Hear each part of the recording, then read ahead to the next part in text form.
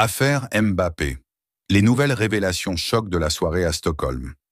Kylian Mbappé a bel et bien passé 2 jours en Suède en compagnie de Nordi Mukiele.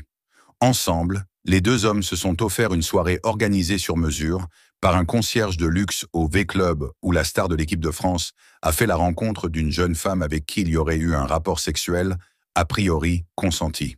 On connaissait déjà quelques détails de la soirée passée à Stockholm pour Kylian Mbappé.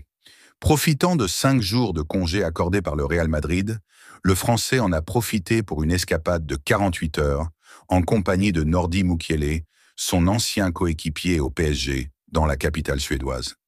Cette virée avait déjà fait les gros titres puisqu'elle intervenait en plein milieu d'une trêve internationale pour laquelle l'attaquant avait prétexté une blessure afin d'être laissé au repos plutôt que de jouer 2 matchs avec les Bleus, dont il est pourtant le capitaine. Cette polémique n'avait alors aucune commune mesure avec la déflagration lâchée par la presse locale 4 jours plus tard. Elle affirmait que la police enquêtait pour une affaire de viol et de harcèlement sexuel dans le même hôtel où logeait la star de l'équipe de France. Depuis, une procureure a confirmé cette information, mais sans jamais citer le nom de Kylian Mbappé, lequel a aussitôt démenti, suivi dans les heures et les jours suivants par ses avocats.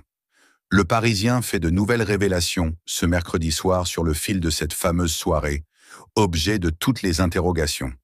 Tout d'abord, c'est Nordi Mukiele qui propose à son ami de filer à Stockholm.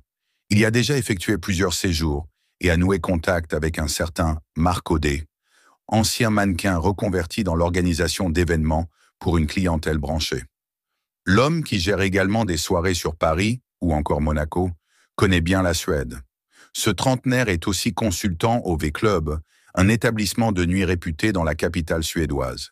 Il propose du sur-mesure aux 2 footballeurs, privatisation d'une partie des lieux en compagnie de jeunes femmes invitées spécialement pour l'événement. C'est ainsi qu'un rapprochement a lieu entre Mbappé et l'une de ses guests durant la seconde nuit passée en Suède. Ils quittent tous les deux la boîte de nuit, en compagnie des proches du Madrilène, pour rejoindre le Bank Hotel. D'après le Parisien, il y aurait bien eu un rapport sexuel consenti entre le joueur et sa rencontre du soir.